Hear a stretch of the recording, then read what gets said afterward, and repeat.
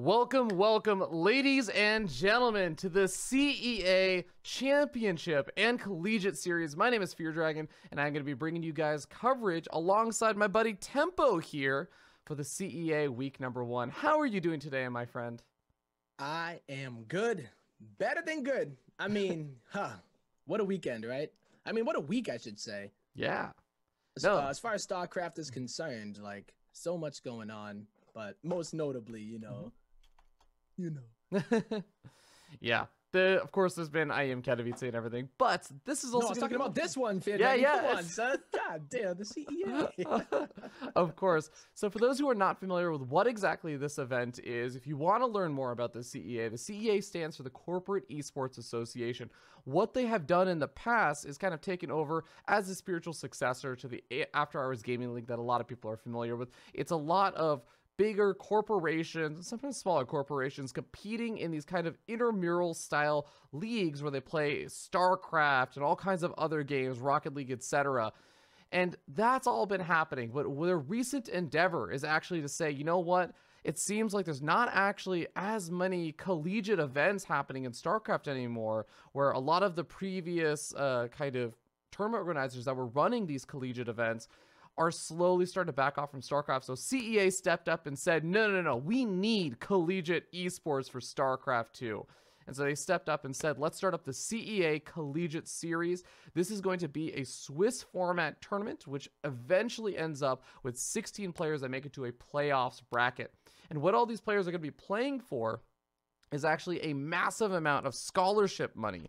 So where the normal CEA Championship Series, where the corporations and stuff are playing for charity, and we are going to be actually watching one of those series, the Collegiate Series is in fact happening for scholarship money with $15,000 for first place, $7,500 for second place, $2,500 for third place, and so on and so forth, all the way to 16th place. So a lot of people are going to be getting a ton of money, and a lot of that is thanks in part to Shopify for providing such a massive part of the prize pool. Big thank you to them for making a lot of the CEA actually possible to here for the CEA Collegiate Series. But with all that being said, we do have 3 matches coming our way. You guys might have noticed down over there, just below our cameras, you see that there are 2 names. And those are actually 2 of the players that are playing in the Collegiate Series today for the CEA.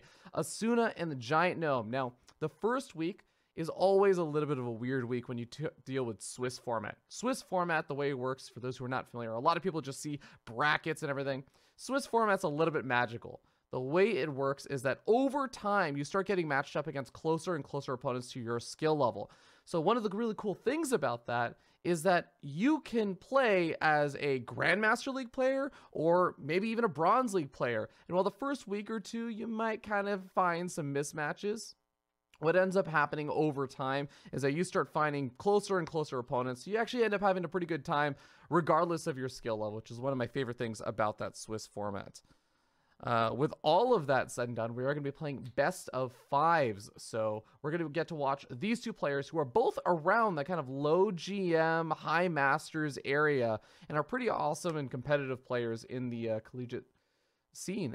Besides that, we also have players like Masa, Silky, Starkiller, Kane, bunch of other really top-notch players that you might actually recognize as NA semi-pros. And I know my boy Tempo will of course recognize a lot of these guys from you know, Cheesadelphias and all kinds of other random events. Yeah, I didn't even know the extent of all the players that were going to be in it, so that's pretty cool. I'm very excited. Thank you for bringing me on, of course. It has been a little bit, so it's always happy, or it always makes me happy to be able to cast with my other half. Yeah, always a pleasure, man.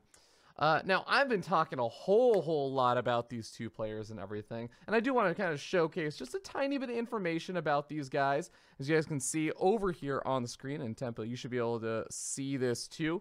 We got our information about these 2 players just because, you know, they've actually played in some tournaments here and there. Asuna, the Protoss player, it is one of those things where he says he's from China, but he is currently living in the United States and everything. He is a Protoss player that's actually done pretty well for himself and is, I would say, a little bit favored coming into this versus Giant Gnome, who I know is someone that Tempo, you know as well, and I know I got to meet him at BlizzCon and everything. Really swell guy. Really nice guy. Yeah.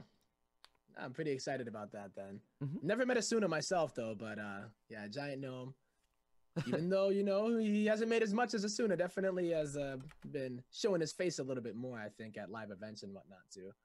Yeah, absolutely. And I think Giant Gnome especially has been like a really, really prominent member of the community, especially on like our StarCraft and everything. He's been around for a while and has been contributing. So I'm looking forward to seeing how this first series is going to go.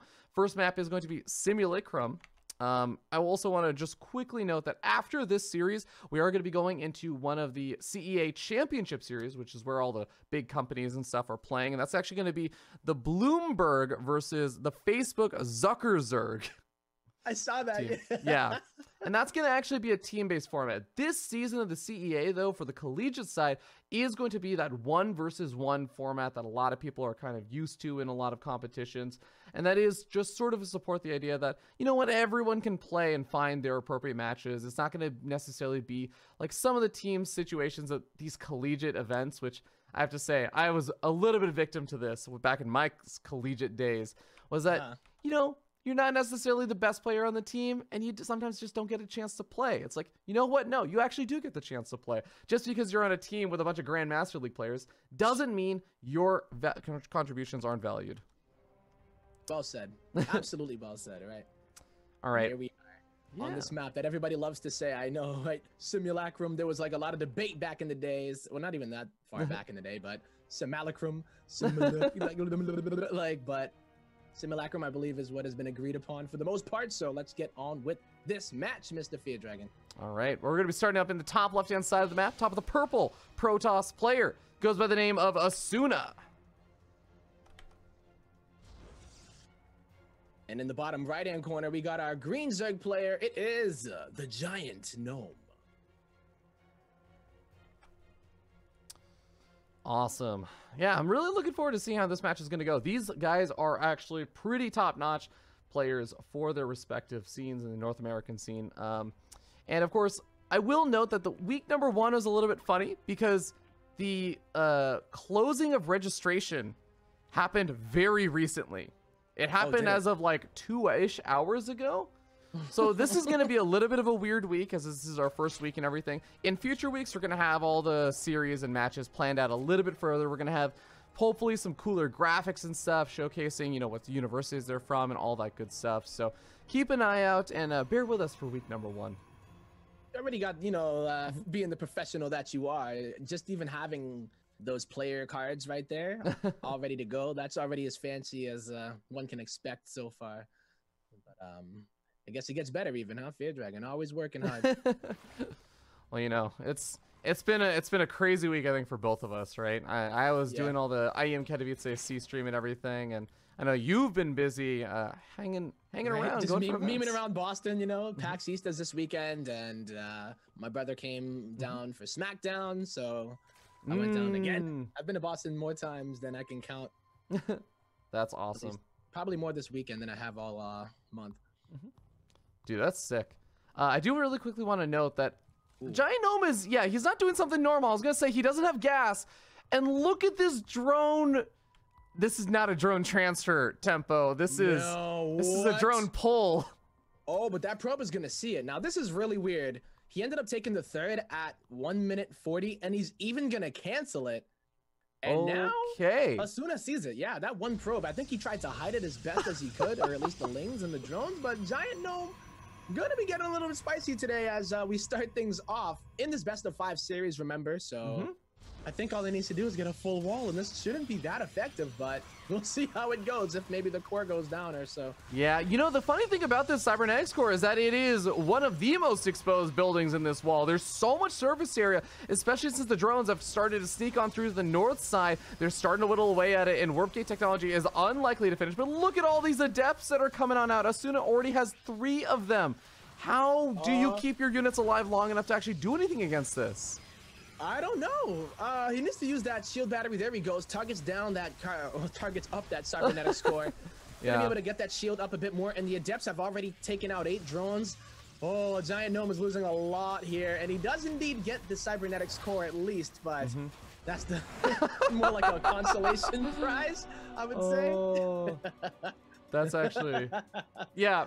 You know, that was a little bit silly. Asuna with a solid defense there.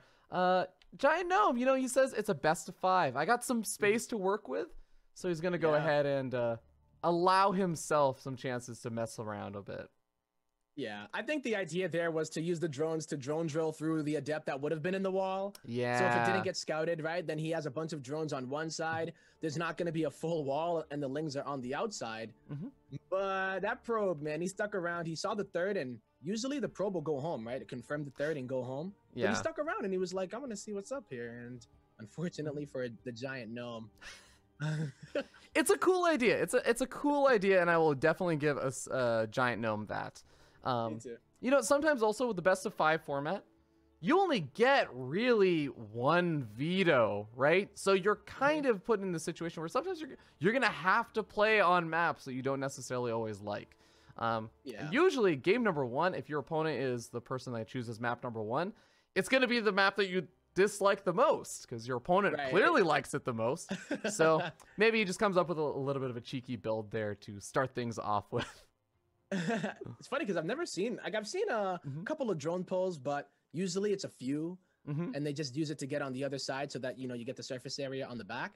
But he was going all in there. I think he wanted to get on that pylon, depower everything, and then just bust through. But as soon as he sees it very early, and of course Simulacrum is a pretty decent rush distance there, so. Yeah, that's a bit of a tough one. But we're gonna be starting game number 2. Seeing how things shape out over here as we start in the bottom right-hand side of the map, top of the purple Protoss player. Currently setting up 1-0. It is Asuna. And in the top left-hand corner, after that game, it is going to be the green Zerg player, the giant the giant gnome. Why not both, Tempo? But it's still... Why not both? Let's give it to him. He's big enough, right?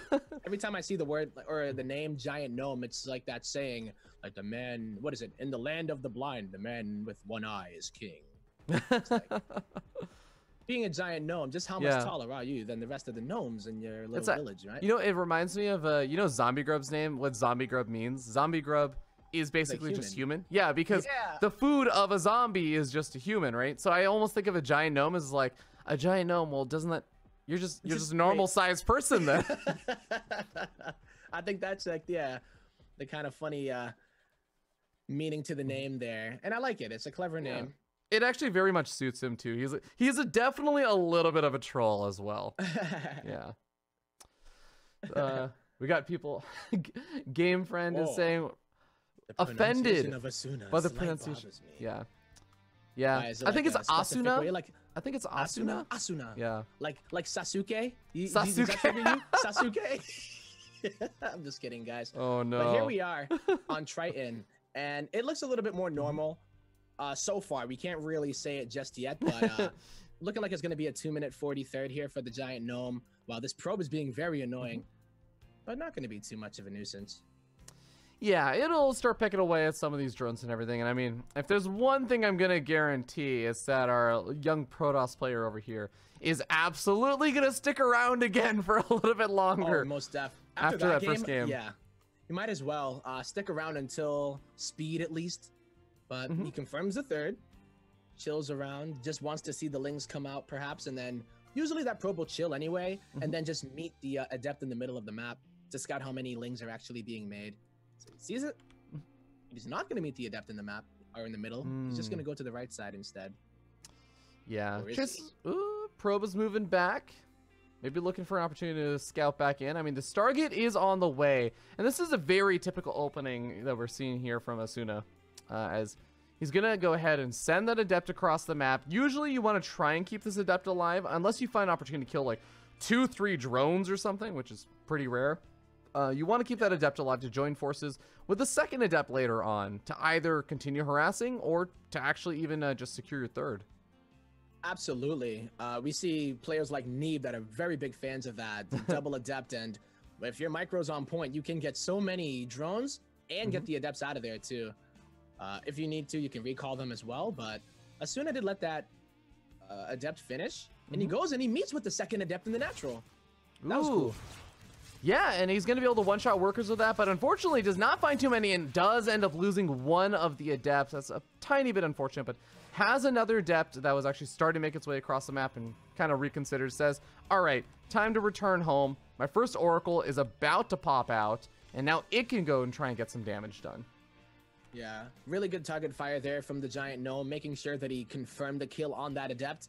And with this Oracle coming out, you can either use it to try to get a little bit of damage in the main or natural base of the Zerg, or you can kind of just scout and then go back home to secure your third base, as we see a very early third base coming up here from Asuna at 4 minutes. Yeah, definitely on the earlier side from when a Protoss player can usually grab this, but it's a pretty safe thing to do, I would say, at this point. Yeah, I would say it's pretty... Right, yeah. Okay, Warp Gate technology. Okay, well, I was a little worried because I saw Gateway still producing an adept, and I'm like, Warp Gate technology should be done by now, Tempo, but it is done. We got one of these Warp Gates turning in, and we're going to have just a few additional adepts being made, which really does make me think, Tempo, are we going to see some big adept follow-up pressure, just considering how many adepts have already been made, and we're going to see what the first warp-in is. Especially because he's making more oracles too. So this is like the anti-Ling army. Oracles can still deal with queens if they have adept support.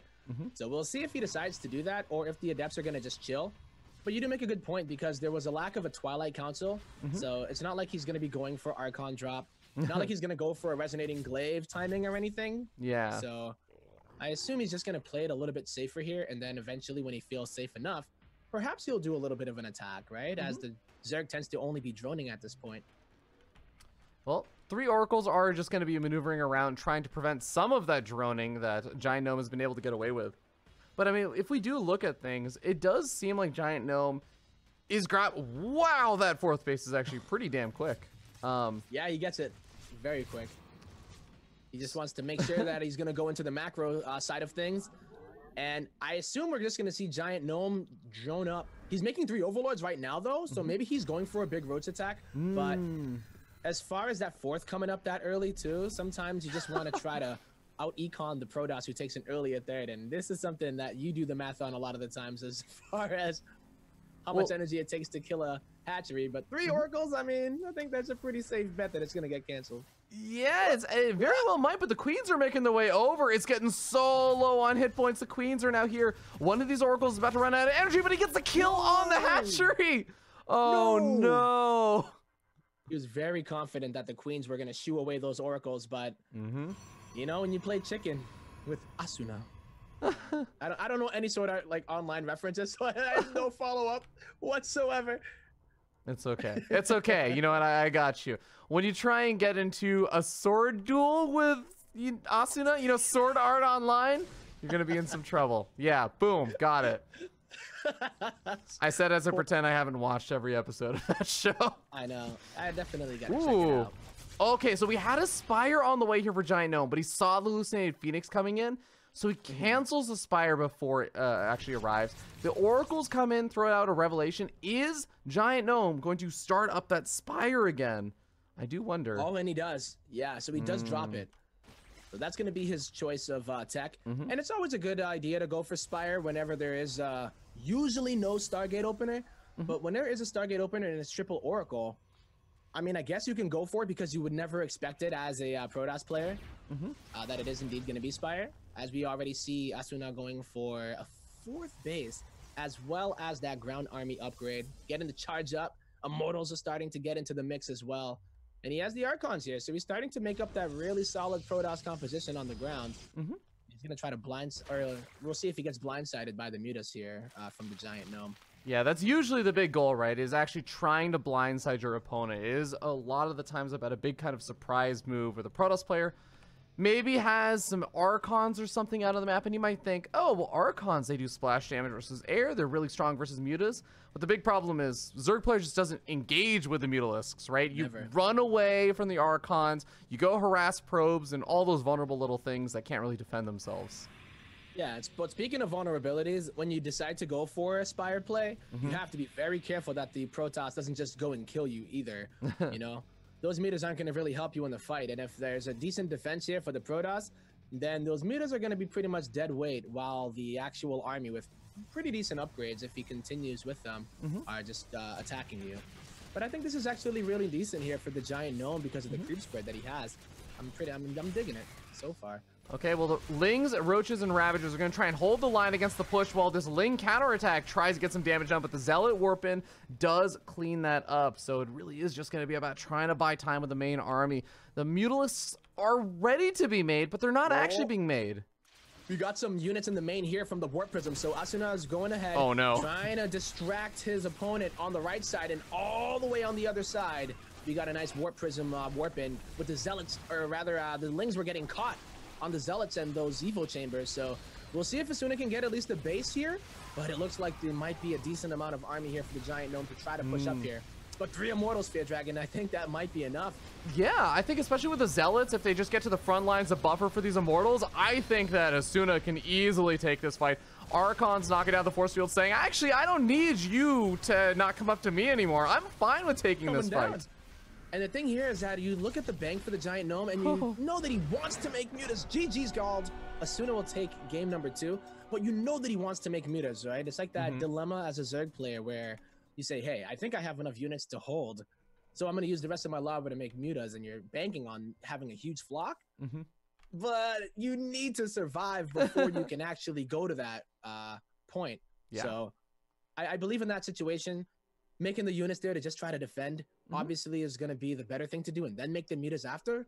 But you want to also utilize the timing window where mutas are more effective, and that's usually when the Protoss is doesn't have enough minerals to start fortifying their bases with cannons and shield batteries. So yeah, absolutely. You got caught, man. Unfortunately, it does happen sometimes, but you know that is going to put again Asuna at a 2-0 lead in this best of 5. And you know what, I really do like a lot of the things that Giant Gnome has been attempting. The drone pull thing, obviously that is an extremely cheesy and cheeky kind of strategy, right? But even that second game, like going for the mutas and everything, can work out well if you find the opportunity. But Asuna made a really nicely done timing push out and was prepared for the Ling counterattack that was trying to buy time and get him to fall back. It just seemed like Asuna caught Giant Gnome just a little bit earlier than he was expecting, and he kind of got rolled over. I also think that he had the 4th base up, but he wasn't really mining for it for almost the entirety of that game. So it really did seem like Giant Gnome didn't really get up the full economy that he was hoping for there. Yeah. We would have loved to get more there. And taking that base makes it so hard to defend the main and that base as well, right? So usually you'll get that 4th base that is outside of your main base, where the Reapers usually jump up. But usually, you know, going in between those bases is easier for people that like to drop a lot. But in a situation like that, it's a lot easier to defend both of them than it is to actually go all the way across the map. So yeah, no, that's absolutely true. Okay, well, we're going to be starting in game number 2 over here as we start in the bottom left-hand side of the map. Top of that purple Protoss player currently sitting up 2-0 in this best of 5. It is Asuna. Asuna, right? From Team Alpha X Esports as well, by the way. A lot of A's. Yeah. Alpha X Asuna. And in the top right-hand corner, he needs your energy. Ladies and gentlemen, opening up with a pool first before the Overlord, it is the Giant Gnome. What is NG again? I actually had forgotten. Nocturnal Gamers, I believe. Nocturnal Gamers. Yeah. Okay. Nocturnal, that's what it was. I think Giant Gnome has actually been on that team for a while now, which is really, really cool. They've been around for a bit, actually. I think I remember casting a few show matches, actually, with a few players from there, too. Well, Asuna is going to go ahead and send that probe across the map. Zen is one of the cheekiest maps for Zerg players, and you know what? It's not even a surprise to me to see an early pool here. Asuna is going to move in and see no hatchery at the natural. This is a fast rush map. So not only do the Lings make their way across the map, but the probe also makes its way over here and scouts very, very quickly, sees the early pool, and now Asuna has to deal with a reaction. Oh boy, there's the proxy. Yeah, there's a hatchery on the other side of the side of the map, rather. And Asuna's like, okay, this is awkward. So the Lings are going to come across the map very shortly, but it's all about getting the full wall. He knows about both locations that the Lings can come in into. So, do you think that this is a hatchery you actually want to let finish and get creep spread up at, or is it just something you're blocking the natural and just being annoying with? I think it is to just be annoying Mm-hmm. and also perhaps to just distract Asuna. So say Asuna didn't realize that he had to put the pylon by the minerals that where the other Mm-hmm. location that Lynx can get into. I think it's supposed to force errors, right? While you Yeah. focus on one thing, you forget to do other things. If that Zealot gets Ooh. out though, these Lynx are not gonna make it in. So close to actually getting surrounded on that Zell, which really would have helped out over here. Unfortunately, Giant Gnome's natural expansion has also been blocked during all of this. There's another proxy hatch going up inside the main base, though, so Giant Gnome is not done with the shenanigans just yet. No, he's not. But Asuna pulling just the right amount of probes with the Zealot support, not overreacting, even getting a shield battery here. And despite the fact that he has had his Nexus delayed for so long, I think he's perfectly fine with it because Giant Gnome has not been able to take his base either. So we'll see if the follow-up of the Roaches are going to be enough. He's only on one gas, so he won't be able to make too many Ravagers or anything like that. But at least he's going to have some ranged units here. Yeah, this is going to be really painful. Even though he did manage to take out that pylon that was blocking his natural, he's not opting to actually expand over there. This is all about that one base play. Giant Gnome is putting all of his eggs in one basket. And let me tell you, Tempo, this basket looks like it has a bit of a hole in the bottom. Yeah, it just might. So, yeah, I don't know about this one. He's going to try it, though. And the thing that I worry about here for the Giant Gnome is the DPS of the Roaches in relation to the healing of the shield batteries. Like, the Lings aren't really going to be able to all participate as well as they would like to. And it's not like they have speed, so even if the wall gets broken, they're not going to be able to flood in and then, like, run into the main to distract.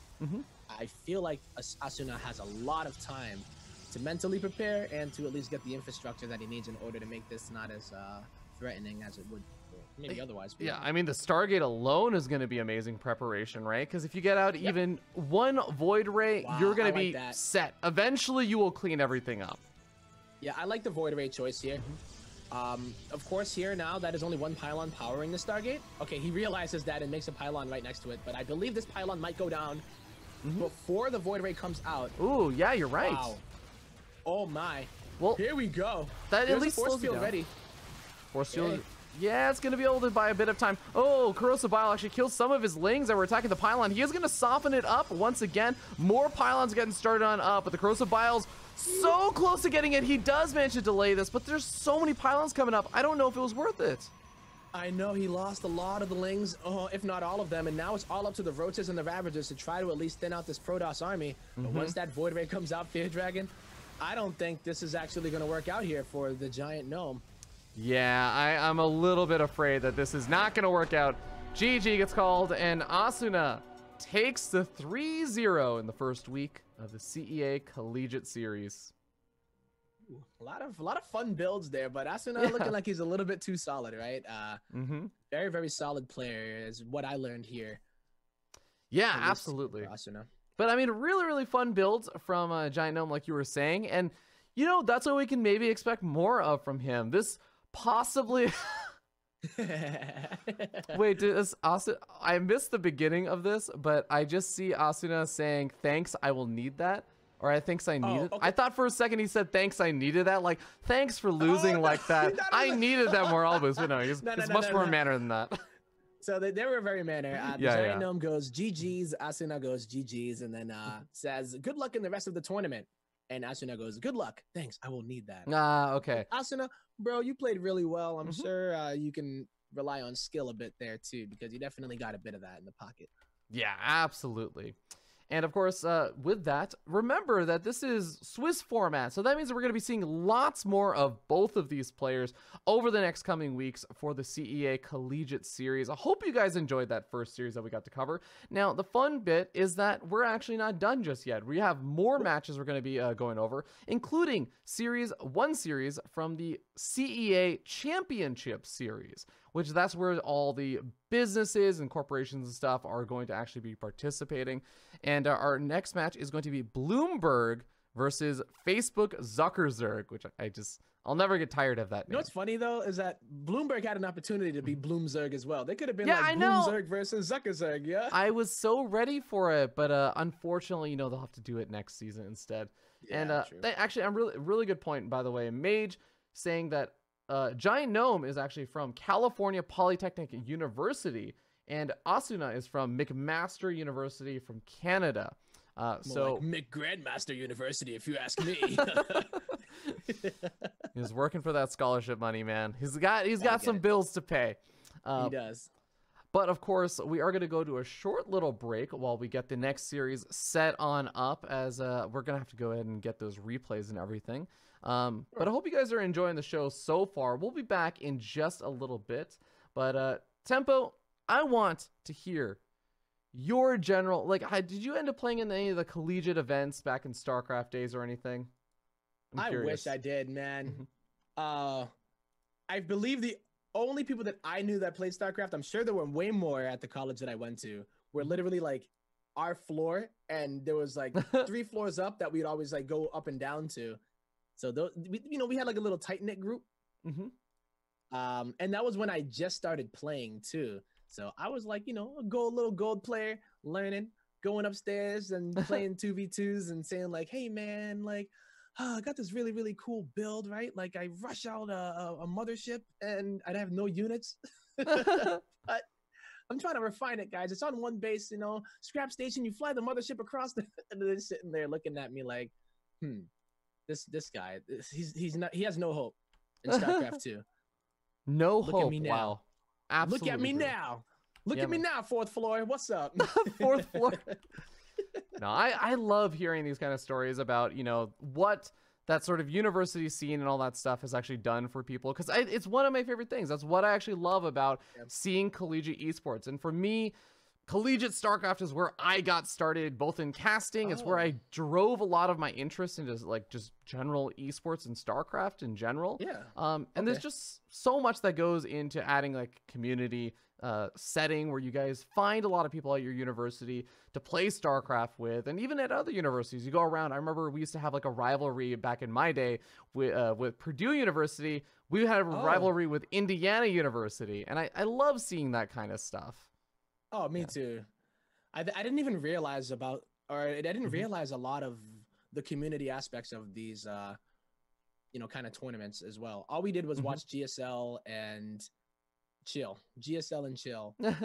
Little did we know that people were actually organizing stuff. New England SE2 was doing stuff, and I found that out like a little bit later down the line. So I'm sure that if I looked, I would have been able to at least participate in something. But I found out about it a little bit too late, I guess. So I casted it instead, so which is fine by me. There you go. Yeah. See, I mean, I was never good enough to play in my collegiate esports scene, so I just commentated it instead. We all find like our way to participate. Yeah, exactly. I can't play in the Sidestorm team stuff, so yeah.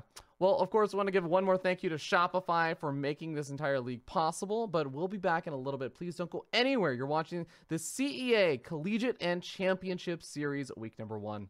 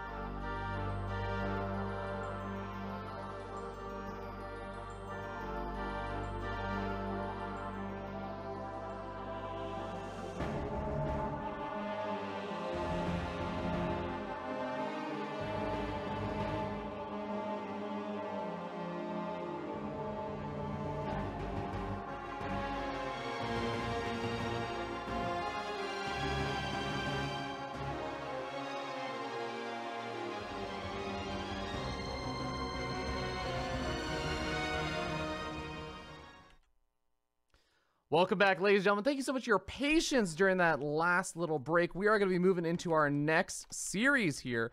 We are going to be going into the CEA Championship Series match. And this is actually going to be Bloomberg versus the Facebook Zucker Zergs.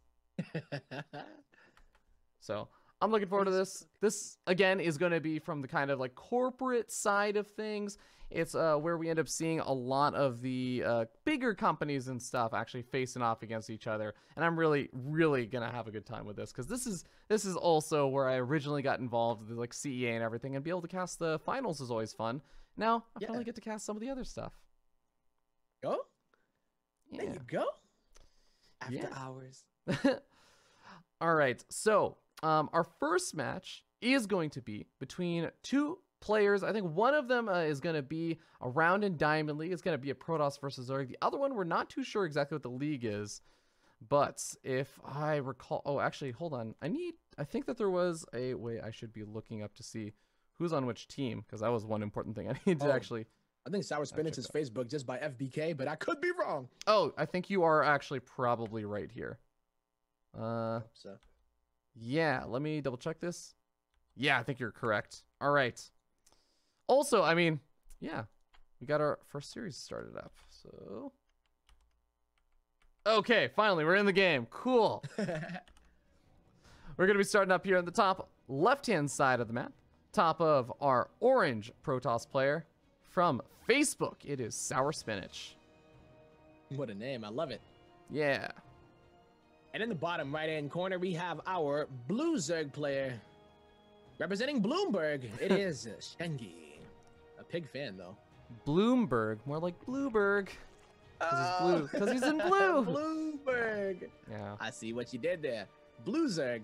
Blue Zerg. Yeah, the blue. Oh my God, they could just be the blue Zergs. I didn't even need to see. I didn't even need to do anything there. I could have just been like the blue Zerg. The blue Zergs. Damn. Yeah. And then they could just always be blue. And then the ones, as well. But then in the finals, they go up against a team who steals the color blue from them and jinxes them. Power move. No, that's a power move right there. You know, you got to use everything at that point. Yeah. Oh boy. Well, this is G-Gates. This is some aggressive shenaniganry I have not seen for an age, Tempo. Well, wait a minute. Yep. It makes me also wonder, is Shengi, perhaps do you think he's like a random player too, or is he straight up Zerg to the core? You know, I believe in the replays, we do see when it says that they're random, and both of them had their race icons assigned. So I think that this is an intentional build versus the Zerg race. And, you know, let me put it this way. If I tried to do something like this in PvP on a map like this, if it was like on a high ground, the natural expansion was up on a high ground, maybe you could pull something like this off in PvP. But on this map, I feel like this would just be a death sentence. The 3-gate robo would come at you from the front, and you'd just be like, well, I'm on the other side of my wall, so I guess I lose all of my production. Yeah. But you know, this is still a build I've seen here and there. Oh. This is basically to make it look like he at first was going to expand, but he's going to be going in there, you know, double adept a lot earlier than usual. Sometimes you see Nexus first into this, but right here, this is going to be the quickest double adept. And we'll see just how Shengi is going to deal with it, who's making nothing but lings at the time. Yep. Dear Dragon, there are so many lings on the map here for Shengi. There absolutely are. And Zergling Speed is also getting closer and closer to completing. A Spine Crawler also on the way. Wow, Shengi is showing the ultimate respect for this attack. And I kind of like it so far, but is he going to be able to absolutely shut down these adepts and also go across the map and do some damage? Because with how many lings are coming out, you don't need to just shut down the adepts. You also need to do damage across the map. Yeah, he's going to try to break on through, and there's nothing inside of the wall, Fear Dragon, and the lings they're going to target the pylon. Oh, no. Poor Facebook right now is going to be in tatters as both the gateways and the Cyber Core get depowered. The last adept is going to go down, and that's it. GG. Wow. Shengi is going to take it game number 1, and we're going to have the blue, or sorry. Oh, whoops. I actually had the wrong victory screen. Sorry about that, guys. It is going to be the Bloom Zergs, who, by the way, it is actually Bloom Zergs. It's not. Oh, it is. the Bloombergs. I actually got it wrong. They got it. Yeah, you got a bunch of smart guys up there. I'm sure they definitely cooked. They know how to pun. They have the IQ do. for it. Yeah. Uh-huh. But yeah, it was actually totally on me that I am so used to writing Bloomberg that I wrote Bloomberg instead of Bloomzerg. Instead. Come on, you had one job, Remy. One job. No. I know. Well, all right. That was an interesting little right. Two builds that you don't really see that often. Yeah. Straight up, and it makes me wonder, like, as soon as he saw that amount of lings, he decided to go into the base of his opponent, the Protoss. He ended up going in there and it was like, oh, maybe I'll get some drones or something. But he needed those adepts to be at home and then just wall and never let those dudes in. But it was still always going to be a tough hold. So, yeah. No, even if he recalled, he would have went to the main rather than the Nat, right? So would he have made it in time, Fear Dragon, is the question.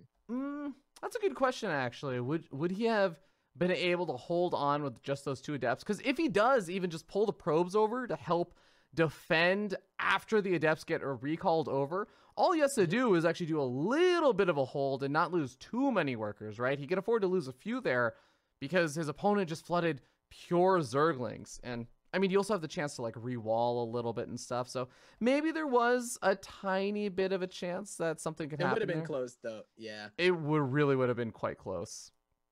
All right. Well, I want to double check and see if I can make sure we know who exactly is on what team for game number 2. Yeah, we'll make sure, right? Yeah, we lucked out with the clan tags, but I just realized that these replays, not everyone is in a clan like I would normally am used to. Oh, so for this series, we actually have many different players playing in it. It's not going to be just a straight up best of 5. So, that's so cool. Okay. Yeah. So just to clarify of that, the CEA Championship Series is actually a long-going thing that, again, is kind of like the spiritual successor to the After Hours Gaming League, where it is teams of players from these companies that are all entering in and competing, and you're fielding everyone in this kind of pro league style format where you know who you're going to be, kind of like the race you're going to be facing off against and everything just a tiny bit in advance.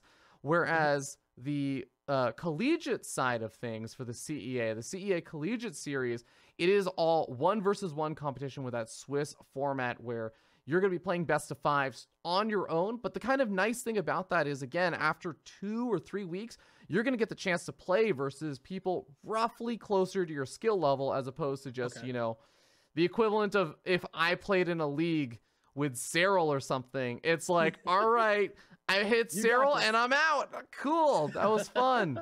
Awesome. Yeah. Not many people get to say that except for those that are at the top level.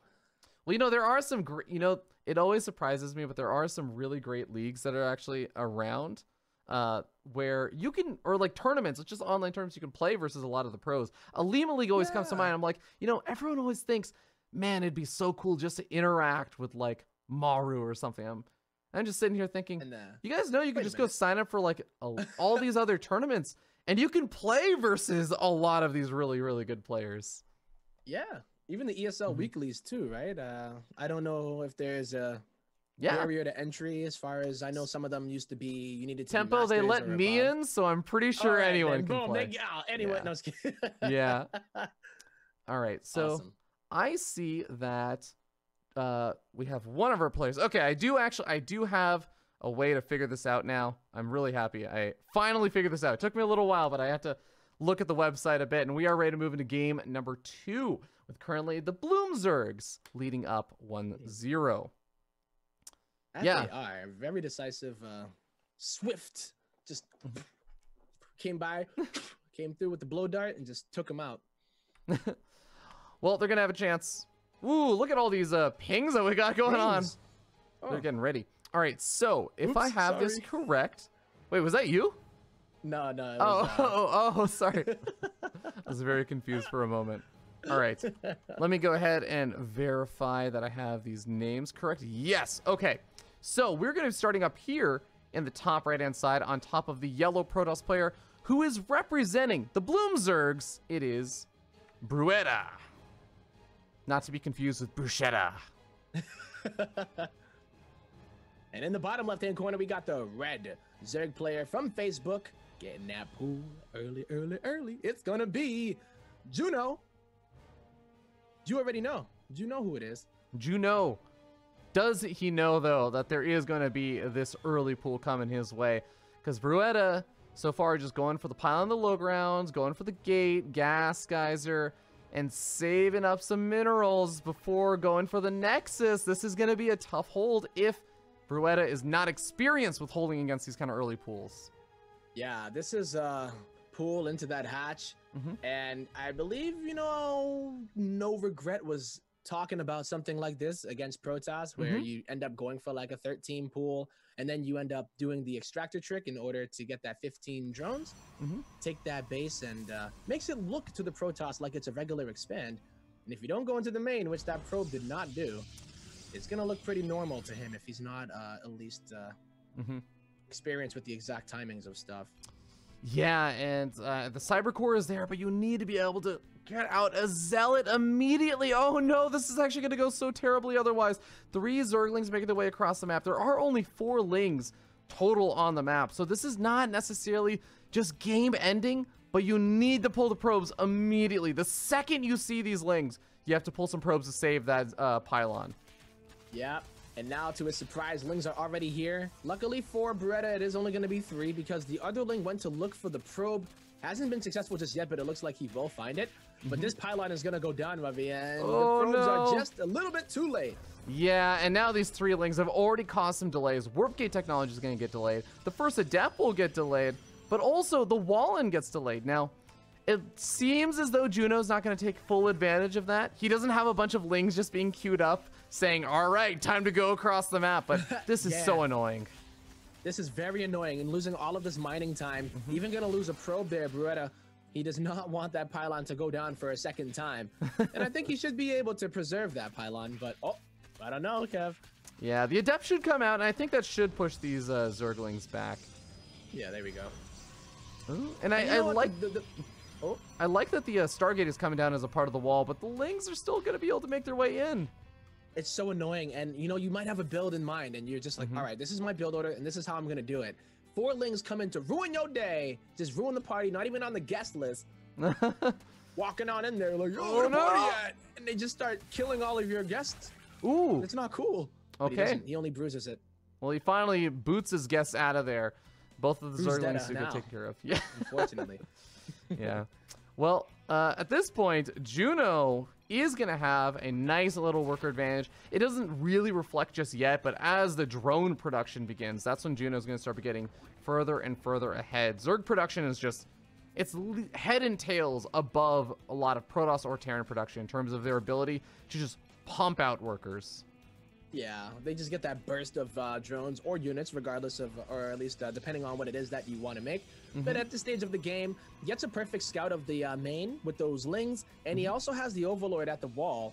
So he knows damn well, okay, you going for Stargate, you only have 2 Adepts. I'm pretty good right now, yo. Nearly up by 8 workers here. Yeah. And dang, he's going to make 13 more, so he's definitely taking advantage of that. Oh boy, so there is always a dangerous game that Zerg players play, Tempo, which I'm sure you know all too well as a Zerg player. It is, drones? How many drones is too many drones? It's like that game, yeah, when you're trying to like balance something perfectly without tipping it. Yo, it's like Jenga, you know what I'm saying? Jeez. Yeah, man, you wanna get situated perfectly where it's just on the edge of how many drones you can afford, and then you have just enough to defend against any kind of attack. Now, the Void Ray does get scouted out by that Overlord. The Void Ray going to be able to pick that off, and there is a robotics facility making Immortals. So, I think that Bruetta's big plan here is just to get up one of the kind of scary armies that Protoss players can get, which is just power units, Void Rays, Immortals. Get Warp Gate technology for a few units, sure, but power units, Tempo. Power. The 111 at first. And now he's going to add a few more gateways, but Juno has gotten himself into such a sick economic position here. 60 drones, adds a Nidus Swarm as well as a Hydra Den. Ooh, so yeah. This is going to get pretty spicy real quick. Well, that Void Ray is making its way over to the main base of our Facebook Zerg. So Juno He's going to need to use those queens to try and deny a scout as soon as he notices this Void Ray, but he hasn't actually seen it just yet. He has an Overlord a little bit further north from where that Void Ray went, an Overlord further south, but nothing covering the pathway to the main. No, and that Void Ray sees only the Hydra Den for the time being. But if he goes up north just a little bit, the Queen gonna bait it, but not even bait it, but lead it even right to the Nidus Swarm location. But is it too late, Fear Dragon? Because we already see a Nidus Swarm being put up in the natural base here of Bruetta. Oh, Bruetta doesn't see it though. Bruetta has two Immortals, could easily dismantle that. Oh, he has no idea. He hears it now. There's only one queen. Wait, there's only one queen in it though, Tempo. Maybe it can work. The Hydras haven't popped. He's freaking out though. Beretta's like, where is it? He's going up to the high ground. Now he sees it. Now he sees the creep spread. If he's paying attention, the Void Ray is on its way back over as well. But is it too late? The Hydras are starting to get in here. Good force fields at first to at least trap some of the queens. And I think... Okay. Yeah, there's enough Protoss here to deal with that. So, looked pretty scary at first, but, you know, you made the good point that there was nothing in it. Yeah, a little bit unfortunate. But hey, he's going to be able to unload over at the front door instead. A little unfortunate for Juno that he didn't actually manage to finish that Creep Tumor, because if you finish the Creep Tumor, even though there's that Robo pumping out Immortals, there's actually no Observer, there's no detection, so that could have provided additional vision for more Nidus Swarms in the future. Yeah, very annoying thing to do. And, well, Hydras don't have any... Oh, no, they actually have the range upgrade. And I believe there's melee upgrades, but there's no melee units here. Surprisingly enough, though, Protoss, yeah, on 2 bases, but has a lot of units here. So I'm looking here, and I like the Concave of the Zerg, but can the Protoss get enough units out? Oh, this Concave might be just too good, Fear Dragon. He's going to try, though. Yeah, I think you got to back up. Some good Force Fields could really, really help out over here. I mean, a lot of range units. You can try and allow your opponent to move into you. Let the Stargate fall, I think, and then try and Force Field this army in half. Guardian Shields I do love, though. Yeah, the Guardian Shield going to be very beneficial here. And now the Queens and the Hydras are going to go back into the Nidus as well as kind of slip in once again as the Nidus went back to its original location. Yeah. And this Hydra's in the main headbutting these probes. Just giving them the big old headbutt. That's your melee damage right there, Tempo. +1 melee. +1 melee. If only it worked that way. I wish. Yeah. Juno is going to end up losing that Nidus Swarm. So it means that these Hydras are likely going to end up dying over here in the main base. But... I mean, the damage has already been done. Juno is up 71 workers to 30. He got up to 70 workers before these attacks really got into full fruition. And now, all he has to do is continue sending units and macroing against his opponent. Yeah, at this point, his economy is just so good. He gets another Nidus, and you know, this is such an annoying thing for the Protoss playing whack-a-mole. Just trying to go and figure out where the next Nidus is going to come. But, I mean, as those Nidus units come out a little bit slower than they used to, he might be able to get some decent trades here, but it looks like it just might be... Okay, I like these force fields, but the Hydras with the range upgrade can shoot over them. The Zealots don't have charge, Fear Dragon, and it looks like there might be a cleanup. I mean, a lot of damage happening there, and I want to note also the force fields that not only did push back a lot of those Hydras, they prevented a lot of the Hydras from making their way back into the main, or sorry, into the Nidus. So they couldn't escape, and now there's actually a Zealot run by in the main base right now of Juno. That does get cleaned up very quickly, though. Oh, such a tough position here for Bruetta. You know, he's still on 2 bases, and we also have the Zerg player taking a 5th. The Cyber Core actually went down at the front during that attack. Oh, no. So that's a bit of an issue, because I think his preferred unit here is actually the Stalker. Even though it doesn't have Blink yet, it just seems like that's the unit that he kind of likes a lot. And I don't know if it's going to be the best choice here against these Hydras. GG is going to be called. Juno puts one on the board.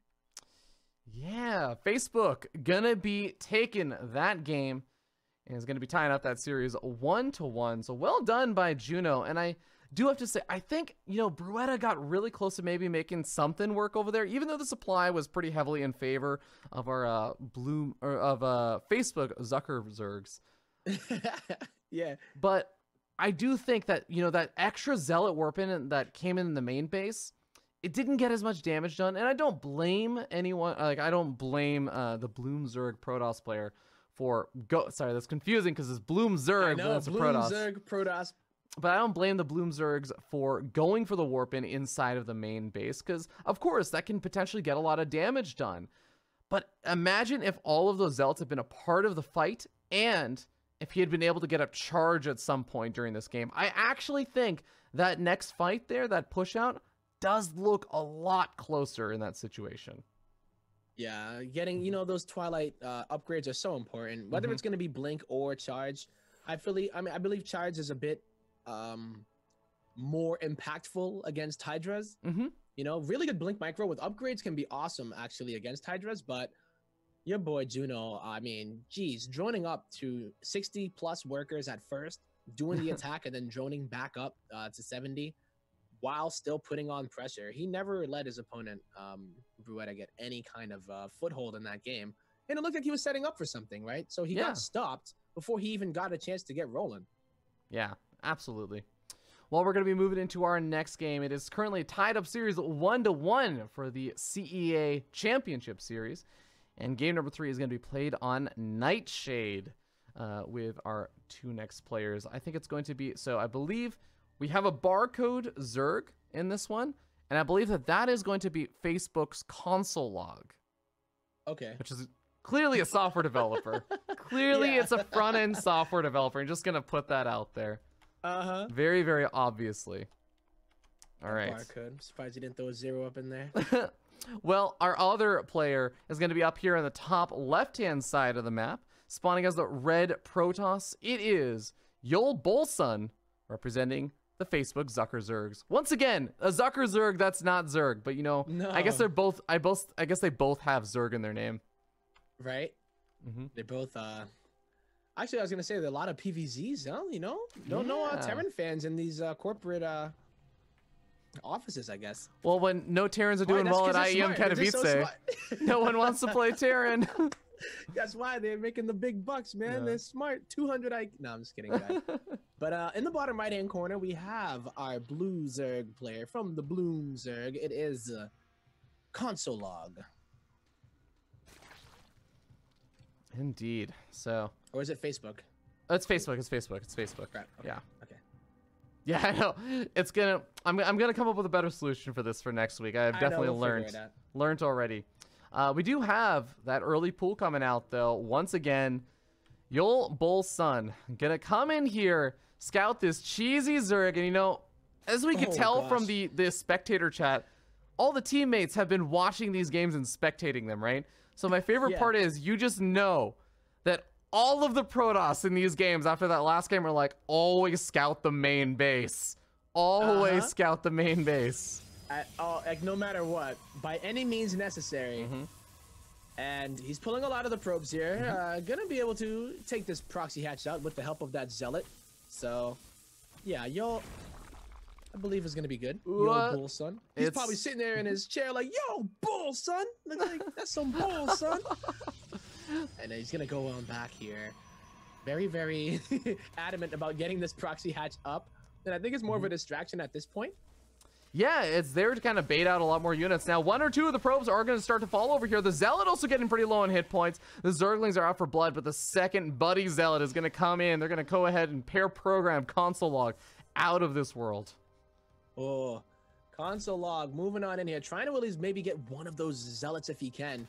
He has the links for it, but he's smartly just killing what he can without taking any damage. Oh, Zealots are trying to bait. I like that, though. Look at that. Third Zealot does pop out. Yep, and here he feels confident enough to move on in because he does want to kill that hatchery as well. But so many lings are coming out.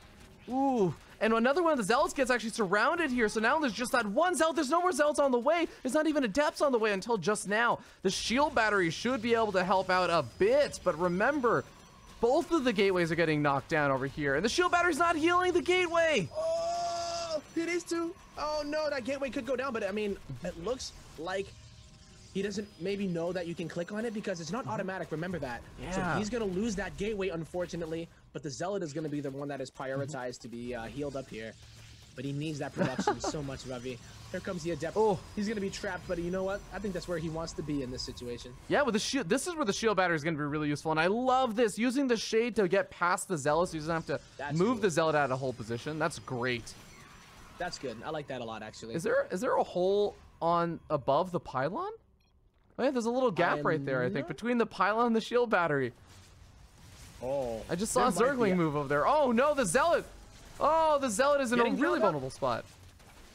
Oh, he's gonna run out of energies. No, the DPS of the Lings was a little bit too much, and now there are some spine crawlers moving up to add some more DPS to break down this wall.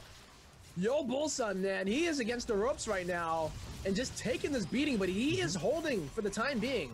Yeah, I mean, the shield batteries are going to hold on for a little bit longer, but the last shield battery is about to run out of energy, and the Adept, by itself, it just doesn't have the DPS he needs to actually kill these Zerglings. No, and the spine crawler even a bigger issue. Not like this. We're going to Console log. Console take log. it. Our Facebook Zuckerzerg is going to go ahead and take that, going up 2-1. Now, that is a Zuckerzerg move right there. I like that. Yo, you know, it'd be like Sucker MCs, oh, Zucker MCs. No, this is a Zuckerzerg just going in, putting on the pressure and not letting up pretty much the whole game. Yeah. I wasn't sure if he was actually going to do that style, which is actually pretty cool because sometimes, you know, you get the proxy hatch and it's like, yeah, I got a proxy hatch up. And then you don't follow up. You just make more lings from it. But the fact that he added the drones to it, he's been watching a bit of Cats for sure. Or Scarlet even. Yeah, absolutely. I mean, copping those builds from those pro players can absolutely net you a few cheeky, cheesy victories here and there. Yeah. Okay, our next match, or our next game, I should say, is going to be between Frugs and Fearcat. So it looks like Frugs is actually going to be the Facebook player. Fearcat's going to be the Bloomzerg player. Your cat. Do you think he's paying homage to you? Like, is that a Fear Dragon's pet? A Fearcat? You know, I want to make a joke about the fact that, you know, it's like it's the same structure too of like fear and insert some random animal. This name makes no sense, but I finally found, you know, my spirit animal in the form of Fearcat, who also is going by a name that they invented when they were like 5 years old. Oh, and you know, you should totally take him under your wings. Oh Lord, we're gonna get this game started. Oh, this is it. Let that one fly. The beginning of the end. Hey. So we're gonna be starting down here on top of the pink Zerg player, who I believe. Oh God, now I'm actually doubting myself. I saw random on the screen. I saw random on the screen from the Facebook Zuckerzergs. It's Frugs. Okay, I'm trying to remember if it was random for Frugs now or Fearcat. I got so distracted by your horrible joke. It was so good. It was so good. You just don't want to admit it yet, but you will off stream. I know you will. Yeah, exactly. Now in the top right-hand corner, we have our first Terran player representing Bloomzergs. He needs to bring it back here. You know, I think this is match point, and if he loses this one, then perhaps it is going to be the end. Give it up for Fearcat. It actually rhymes with Meerkat, which is what Timon is from The Lion King. Yeah. Thank you for that insightful animal knowledge there, Tempo. Yep. I like analogy. that. I legitimately did not remember that he was a meerkat. Yeah. He looks nothing like a he looks nothing like a cat though. Yeah. I watched the you know, the new one, the one they did in the super hyper realistic one. Hyper realistic, but like emotionless faces one. You know, so they're singing okay, you know, all the happy Lion King songs, but they're just like stoic, you know, just yeah. That's a rough sell, but very rough sell, and it was pretty I don't know, conflicting, you know. Would you watch a StarCraft movie, but you basically had like animation quality for facial animations equivalent to StarCraft 1 cinematics? I love you, Sarge. The funny part is I probably would. Yeah. You know, after that Final Fantasy movie, the first one that came out, the Spirits Within. Oh, Spirits Within! I remember that. Yeah. I've had a very sour taste in my mouth when it came to video game movies, but you know what did it for me? It was Prince of Persia movie.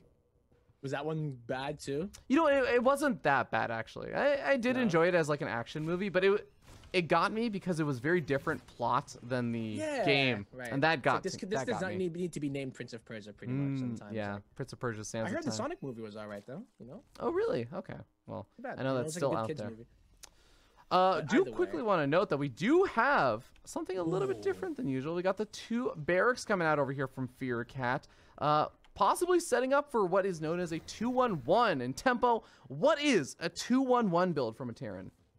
A 2-1-1 build is when a Terran player makes 2 barracks, gets stim with one of the barracks, and then goes for a factory in order to get a starport, and then decides to make 2 medevacs in order to hit with a 16. Okay, never mind.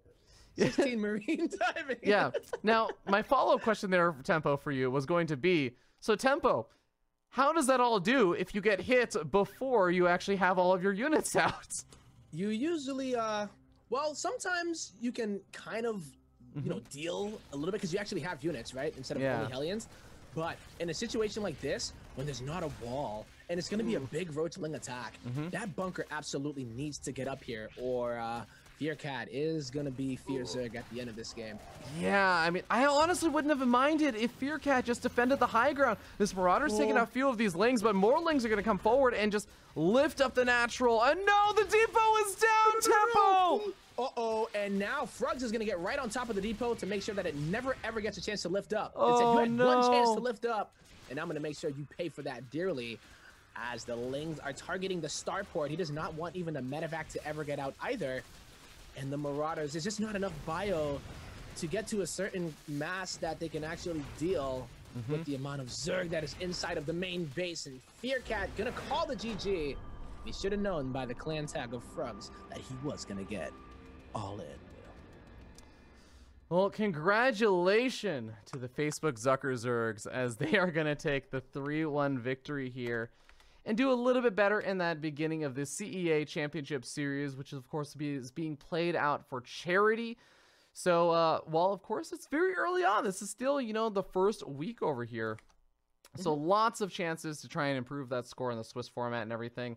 Zuckerzergs are going to be looking strong after some early cheeses. And yeah, the Zuckerzerg seem to have a very aggressive styles and just getting in your face and pretty much messing up whatever build that their opponent would have, but actually following it up pretty well. You know, it's not like they just did like the proxy hatch and were like, all right, I did it. But no, they seem a little bit more refined, I would say, just from this last show match, or rather this match in this round of the Swiss tournament.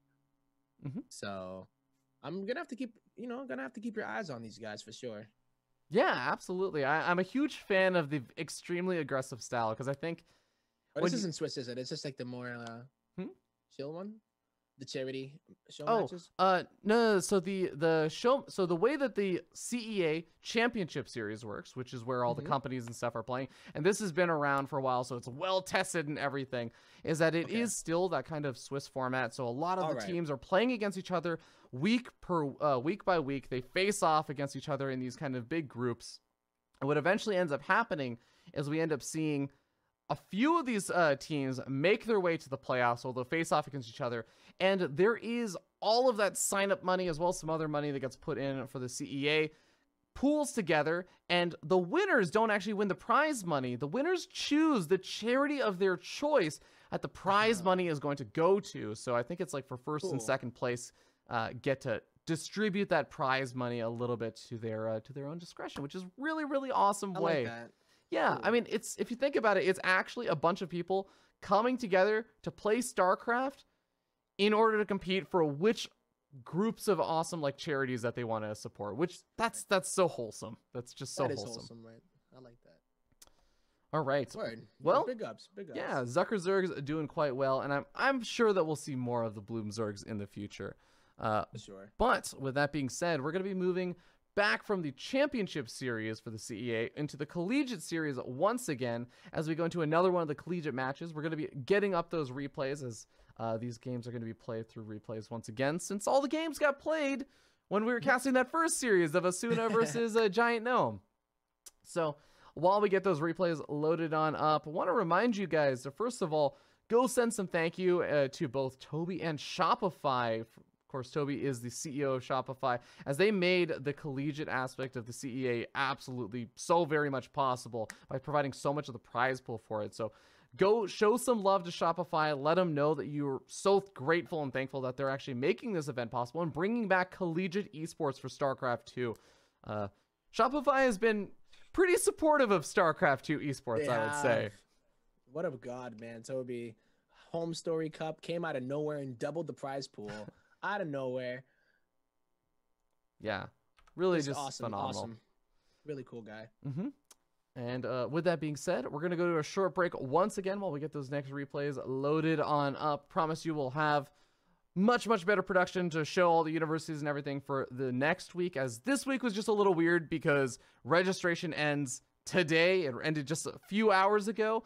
So next week, we're going to have all of our matches planned out a bit in advance, and we're going to have all the university logos and all that stuff being shown. So thank you guys so much. We'll be back in a little bit. Don't go anywhere. You're watching the CEA Championship and Collegiate Series.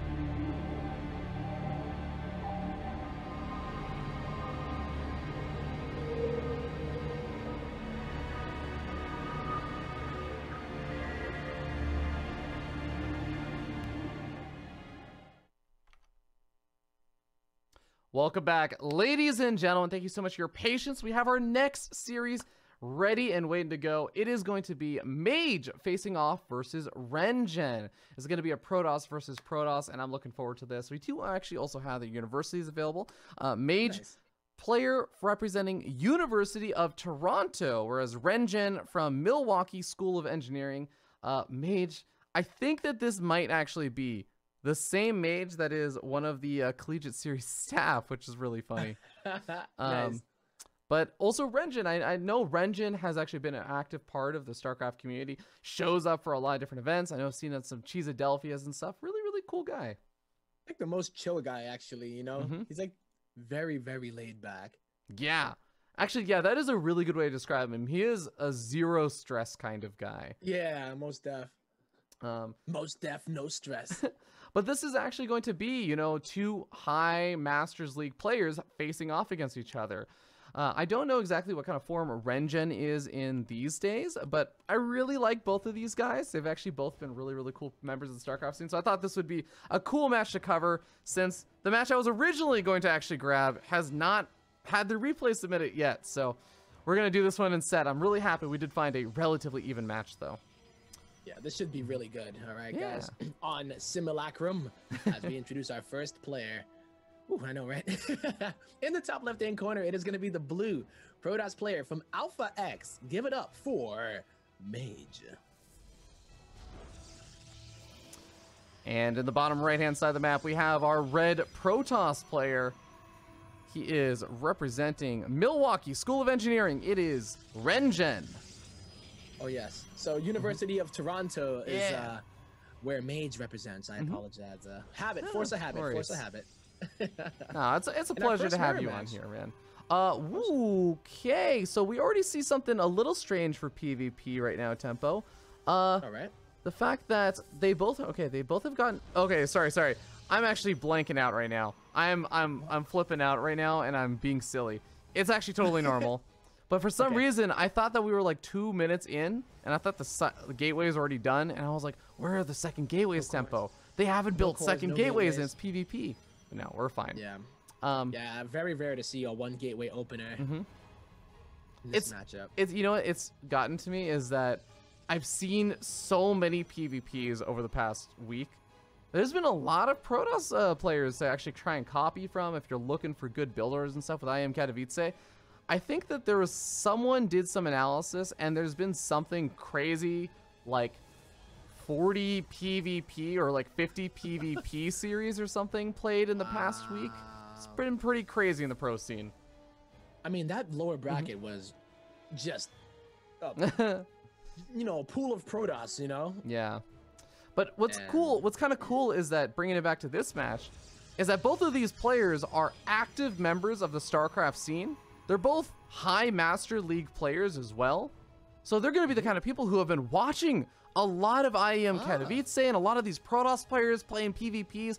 They're going to probably be familiar with a lot of the current PvP meta and have some idea of, oh, you know, these are some really strong builders. These are some really strong styles that the pros are going for right now.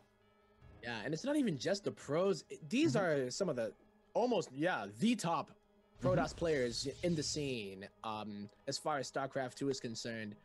So being able to have that resource and then see it kind of be reflected in the meta, not just that, but also here in this match, I think this should be a pretty fun time. Yeah, we're going to see, oh, surprisingly, Rengen getting the first shot off with his Stalkers, even though he comes in from the low ground. That is a very, very unusual thing to see, but it is going to be 2 Stalkers versus 4, and Rengen's going to get the heck out of here, as he's going to need the backup of his other 2 Stalkers across the map. Yeah, the main difference here is that we ended up seeing Mage making a lot of these Stalkers to get a little bit more aggressive, while Rengen decided to go right into the Stargate. So he's shown some tech, while Mage hasn't put any tech down just yet. You know, he's going for the Nexus, but he doesn't have anything just yet. And I'm wondering if he's going to wait for what he sees on the other side to respond to it, or So no, he's just going to go right into Twilight. Yeah, so it seems very likely he's going to be going into some sort of Blink Stalker play over here, or something along those lines, maybe add on a Robo later. The He Phoenix scouted play. the Stargate, by the way. I didn't notice that, so it might have been a response here, which is Oh, a very yeah. good response. Yeah, Blink. Yeah, Blink Stalker's going to be great against the Phoenix before they really get into high numbers. But oh my god, Mage actually has overwhelming numbers over here. The Sentry Warping is not going to be super useful. The Shield Battery gets canceled. The Phoenix have to come out. Is it actually going to be enough? Or is Renjin going to be in some serious trouble right now? Oh, Renjin might be in a lot of trouble. That Shield Battery, like you said, got taken out. The Guardian Shield might be the saving grace, but I mean, Stalkers just pushing on in here from Mage. They were looking pretty good there, but they do back off for the time being. I think Mage smells some blood in the water right now. He says, well, I have Blink on the way. I did just take out a lot of your army. Even though I didn't break you, it's now 5 Stalkers to 2. Yeah, let's throw up the proxy gate. Let's use this pylon we have on this side of the map and continue pressuring, because this is also going to keep all the Phoenix at home. Look at that, a kill on another Shield Battery, a kill on a probe. Mage is doing some excellent damage right now. Yo. The Phoenixes are usually there to try to at least get some harassment done, but in this kind of situation, you would hope that they'll be able to equalize the Stalker count, right? By Xing out the other with the lift. But it looks like Renjin kind of just cowering into his main base saying, oh, this Nexus that I put that 400 minerals into, looking like it is going to go down because I just simply don't have the units for it, and I really can't afford an Immortal just yet. Maybe you can afford it, but it won't be out. Yeah. That's for sure. Yeah, I mean, that Nexus is going to go down before the Immortal actually ends up popping out. The Phoenix are going to try and move across the map and try to get some damage done, but here's the thing. Mage could very well just recall right now and be okay. Blink is about to finish up, though, so I think he's going to probably stick around for a little bit longer, and 3 Phoenix, frankly, just don't threaten that much. Even if they lift up 5-6 workers, Mage is going to be able to maybe go for a kill right here. There it is. Absolutely. So he had the choice right there, right? To go home because he had the base and he could be like, I'm going to macro it up. But no. Smelled blood in the water, like you said. He had that proxy location to warp in from. And when you're a player of that caliber, you can basically say, okay, we can try to draw this out. And that gives Renjin a chance. Or we can utilize our advantage with Blink and just jump on top of the fact that you have no units to defend at all. And you just lost your Nexus as well. While I still have a Nexus at home. Getting ahead there, so... I like that. Killer Instinct is a very important quality to have in this game, as MC has proven time and time again. I miss that guy.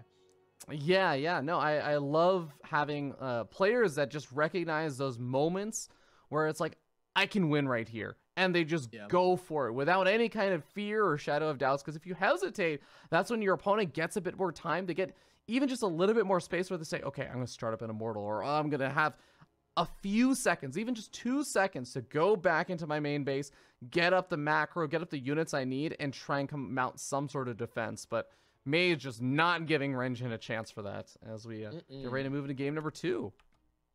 Bomb Pyroblast right there for my WoW homies. Straight up. All right, well, we're going to be starting up here in the top left-hand corner of the map. Top of the blue Protoss player, and that Mana Blue, it is Mage, representing University of Toronto. All right. And in the bottom right-hand corner, down by 1, but not out by any means necessary, it is our red Protoss player, representing Wisconsin. No, Milwaukee School of Engineering. You were so close. You were actually very close. Milwaukee's in Wisconsin. Yeah, you were actually very close. Milwaukee School of Engineering. It is going to be Renjin. Almost. I'll get it next time, though. Yeah. You know, you get a lot of props because, you know, I did give Tempo all my notes of like, here are the series we're going to be covering. But because we changed up our series, Tempo doesn't have the notes on this, so he doesn't know all the schools and all that other stuff. So I'm going to go ahead and actually send that to you. I do know that Milwaukee is in Wisconsin, and that is fact. Do you know how bad my knowledge of the states and the cities are in the United States? When I was in like 4th capitals grade, and stuff? Yeah, when I was in 4th grade, I had to take a test, all right? You know, there's 50 states and 50 capitals, right? Right. Yeah. So I had a map of the United States when I was in like 4th grade. And they said, okay, every time you label one of these states correctly, that's 1% of your score. Okay. Every time you get a capital city, that's 1%. Okay. I got 4%. No, Fear Dragon. I'm not joking. Dude, I got Texas. I got California. I mislabeled the capital of California, the state that I live in. And I think I got Arizona and Nevada, and that was it. That was it. Yeah. Oh, man. Well, there's a YouTube video that has a USA Capital song that I will link you after this stream. Is this from the Animaniacs? I think it is. Wacko's 50 states. Yeah, yeah. Capitals. Yeah. But that is yeah, I got your back, man. I got your back. So yeah, for me, I had a really awesome geography teacher in 4th grade that was like, "You're gonna need to know these. Like, you need to know these capitals and states." And I'm like, "All right, Mr. Breton, like, let me know, bro, because you're the teacher, I'm the student, and you know, I still don't remember them, all of them at least, you know. But I think I've remembered a few." Yeah, that's actually one thing I really appreciate when I started going to university is I felt like a lot more of the knowledge you get in university ends up being more applicable to stuff that you're actually going to do in like the workforce or in like day-to-day stuff. So Yeah, it's more like real life application as opposed to like you just need to know this because I'm teaching it. yeah, it's a lot less just general education kind of stuff. But okay, hold on. We do have Mage doing something pretty cool. So not only did he skip the wall off, he's almost baiting his opponent to go for double adept. It's not going to be double adept from Vengeance though. He goes for Stalker Sentry, but then he goes, Mage still opens up with his own double adept, finds a Sentry, finds a probe, and is going to be able to shade out of here with at least one adept. Oh, one of the adepts does go down, but yeah.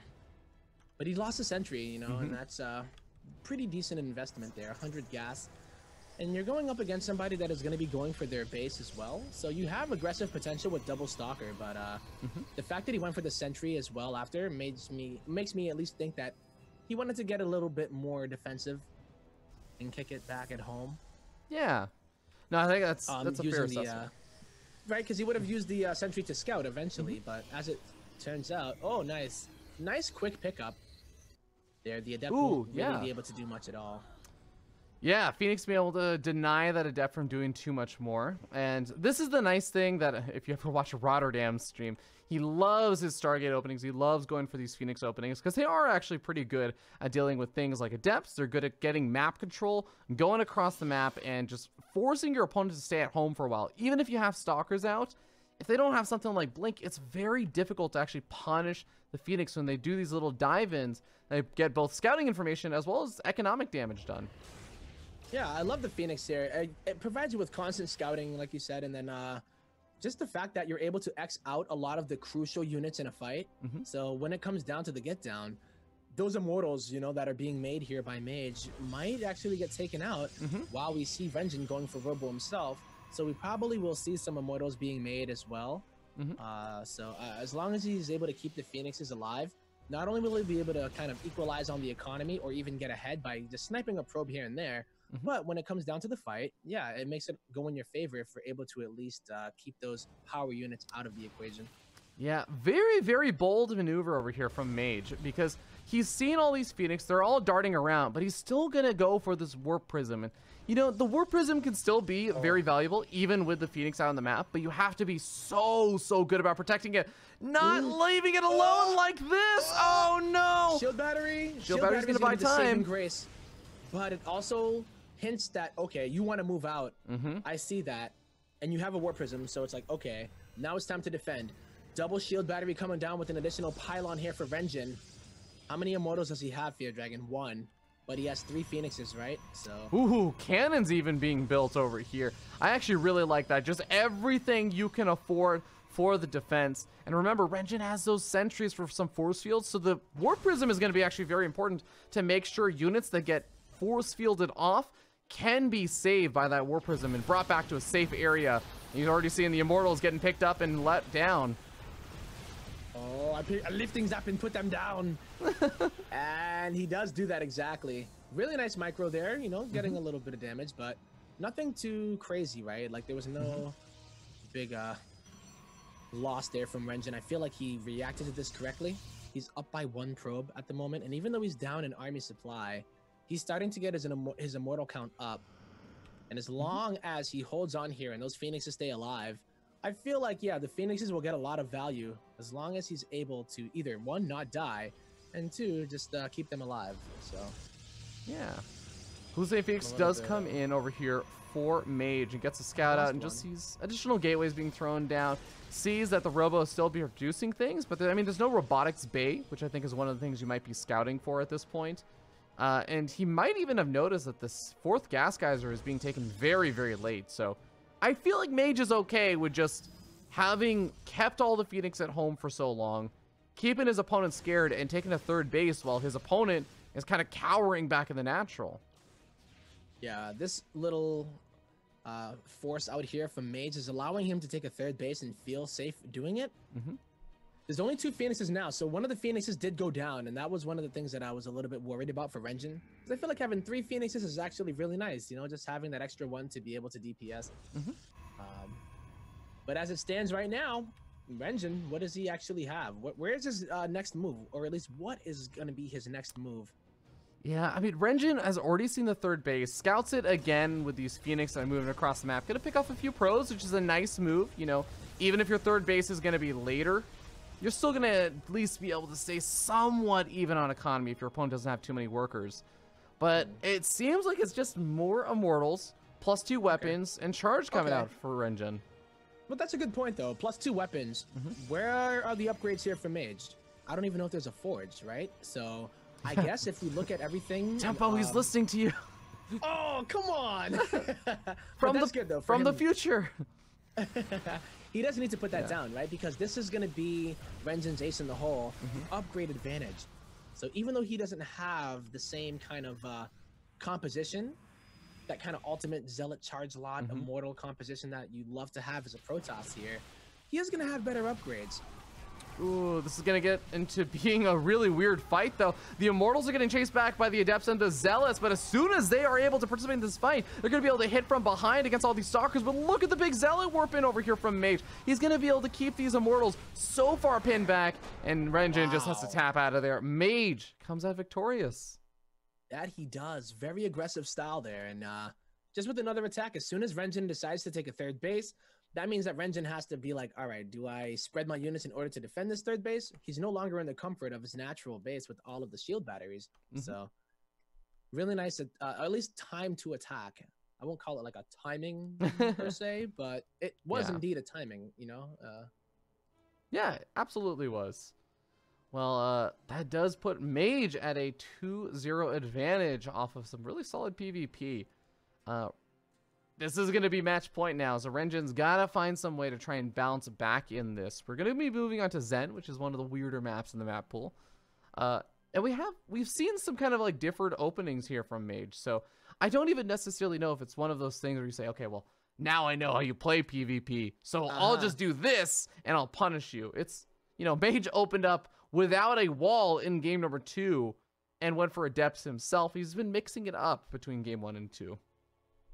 Yeah, is that the key to being a good PvP player? The ability to mix it up because of just how crazy the early game can be? If you ever... Well, Tempo, it depends on who you ask, because there are some Protoss players who you could ask, and they would say the key to being good at PvP is the proxy 3-gate robo. And gotcha. Some others would say... in the chat actually earlier, so I don't know if he's of that school. Well, yeah, I'm pretty sure he is, but, you know, then some other people would say the key is to just go Stargate every game because it's really good against defending versus proxy 3-gate robo. Yeah. But like, all depending on who you but if your opponent just expands instead, then the Stargate player ends up falling behind, but the expand player dies to the proxy 3-gate robo, so it's kind of this weird little triangle of strengths and weaknesses. What I always like to call the Pokemon triangle. Some people call it rock, paper, scissors. I call it the Pokemon starter triangle. You know, like grass type, fire type, water type. Okay, I can get down with that. Well, we're gonna be starting up here, top of that blue Protoss player, currently sitting up 2-0 from University of Toronto. It is Mage. And in the bottom left-hand corner, against the ropes, match point. He needs this win in order to stay alive. It is from University of Milwaukee of Engineering. School of Engineering, right? School of Engineering, yeah. Got him. Boom. You know, I sent it to you on Discord. I sent it to you on Discord. Oh, did you? Yeah. Damn, I don't have the notification sound anymore. But, this is why you never respond to my messages. Well, here's what I actually set it so that it's supposed to go to my phone, but I don't get DMs on my phone, so I don't know. I get alerted for like anytime somebody goes live by Meeseek's bot. But I don't get DMs, so I gotta fix that. Well, I'll have to hit you up on Facebook Messenger or something, you know. Yeah. Well, I got you when you texted me, but I was at the show, and then I was like, oh, shoot. And then I checked my Discord and realized you messaged me the night before, and I had like 2 more DMs that I didn't respond to, and I was like, oh, man, this is ridiculous, man. It's I all can't good, do man. this. It's all good. We got you here. We're happy to have you, man. We did it. I'm happy to be here. Okay, well, we are going to be jumping into this next game is that we do have a Stalker opening from Mage. So going back to that kind of style from game number 1 where the Stalkers pressure across the map and try and get some damage done. And Renjin going to open up with Stalker Sentry again, but then adds on the 2 additional Stalkers for some safety and gets up a Robo very quickly this game. So finally mixing it up a bit more and getting what I would say is typically considered kind of like the safe middle of the road style of getting up that Robo around now. All right. And he's also, yeah, he has that Stalker to spot, sees that there are 2 there, moves back in there, but he does indeed take the first shot. Yeah, getting some good damage over here, but Renjin with these 3 Stalkers is easily going to be able to push back 2. The problem is that there are 2 more Stalkers making their way across the map. So Renjin has to get up some additional defenses, but he doesn't have any more gateway units coming out. And that Sentry already used its energy to hallucinate a Phoenix to go across the map. And there is a proxy gateway in a very peculiar location coming out from Mage. Yeah, very interesting position to put that pylon. But with 4 to 3 Stalkers here, Renjin gonna use that Nexus at least here as some kind of a bullet sponge, or what is it, laser sponge? Laser sponge? That sounds like a really cool invention. A sponge that absorbs lasers. I don't know what you could use this for in daily application. When you squeeze it, the laser juice seeps out afterwards. $1 million idea, Tempo. It is. Give it like 5 years, man. Everyone will have a laser sponge, man. It'll be like, yeah. Okay, well, the first Immortal is now coming out. So Mage has an expansion coming up behind us, but oh my god, he gets through the mineral patch. This is what I was worried about, is that he was going to have to go through this little choke point of the mineral patch. But he actually made it all the way through, okay? But then he saw the Immortal, and then he was like, yeah, nope. The Immortal is scary. You know what I think? The Immortal is very scary. Yeah. You know what I actually think may have happened? Is that Mage built this gateway and was thinking, okay, you've been opening up Stargate every game. I'll just go for another Blink Stalker play and I'll knock you out right here. But now Renjin mixes it up with the Robo, and I think this actually caught Mage a little bit off guard. It seems to have, yeah. So even though he has all of the Stalkers, he has no way to blink into the main easily. But he still can use the mobility of the Blink Stalkers, right? So yeah, there are 2 Immortals, but I mean, you can still play a little bit here, dance around, keeping the other opponent occupied. And I would love it if he did have a way to get into the main, because he would be able to blink out to the right side where his proxy is as well. So he has an escape route if he decided to at least get a little bit more cheeky. Yeah, but we don't actually see a Robo coming out for that high ground vision. We don't see any sentries being warped in. We see a Templar Archives being made. So I think that Mage is probably going to quickly queue up what I would imagine to be charge as soon as blink is done, and go straight into a charge lot Archon kind of follow-up over here, using these Blink Stalkers to sort of just seize control of the map for a while. Yeah, that's usually what they do in this matchup here, right? Not usually the best units to have in the mid to late game, the Stalkers, but as it is right now, right? Yeah, the Stalkers are so funny because they're just god tier units in the early mid game, and then as soon as charge and, you know, a decent number of Zealots and Archons and stuff are out, suddenly it's just like, oh wow, Stalkers are absolutely useless. I don't want any of these right now. Yeah, and you even see them kind of just go into the main and get as many probe kills as possible to just replace. But as it stands right now, they're just being used to kind of keep a tab on the army, take as few shots from Immortals as possible while trying to pick off as much as they can. Yeah. And you know what? He does hold the supply lead, but it's more so about the quality of units, I guess, here. That you do need to take into consideration. Yeah, well, Mage already has 2 Archons that are now going to be out on the map. I wonder if, some Zealots are going to be warped in offensively on this side of the map, because there is an opportunity. If Renjin is going to move out into the middle of the map to snipe off this pylon, I mean, imagine this army of Zealots and Archons ambushes on the left side. The Warp Prism is actually getting targeted as well. Ooh. Tried to fly by, but it did go by the pylon, and it looks like that Warp Prism. Oh my god, it's going to survive? Don't do it. It does. Oh. Very, very big that it actually does manage to survive over here. But is he just going to return home? War Prism looks like it's going to run past another pylon. But I like this warping of the Zealots here, but on the right side, there's a lot of Archons, so it looks like he might be mounting an attack. As the Stalkers are going to meet the army of Renjin in the left side of the map, while the Zealots and the Archons are kind of isolated on the right side. A little bit of an awkward situation here for Mage, but he does have the army value lead. Yeah, and that War Prism did manage to survive by going all the way to the bottom right-hand corner. The Zealots and the Archons are going in kind of a roundabout pathway, maybe to just go back home, but no, it does look like they are going to start moving toward his opponent's natural expansion, up through the bigger, wider area. The Observer sees this, though, and there are a lot of Archons here for Renjin. Yeah, the thing about here, these Zealots, is even though they're in high numbers, the Archon splash damage is really good. There are still some sentries here, but that's not going to be very useful, I guess, unless you only are going to try to mitigate the damage from the Stalkers that blink up from the ramp, but the Zealots do get force fielded out, and the target fire here of Mage, he's trying to take out as many of the Immortals as possible, but there are 3 of them here, Fear Dragon. Renjin trying to hold on strong. Yeah, some more Zealots coming over here for Mage, and Renjin's going to warp in a few more of his own Zealots, but his own Archon does manage to survive, and the Stalkers are not going to be able to compete against the Immortals. Mage is getting pushed back, and Renjin is starting to make the hold happen. He's already up a fair amount of supply at this point. Yeah, very nice defense from Renjin. And keep in mind that he still has that Warp Prism inside of the main base of Mage. So we might see some Zealots, getting warped in right into the main. And guess where the army units are of Mage? Way across the map. I guess some of them just made it over to their natural, though.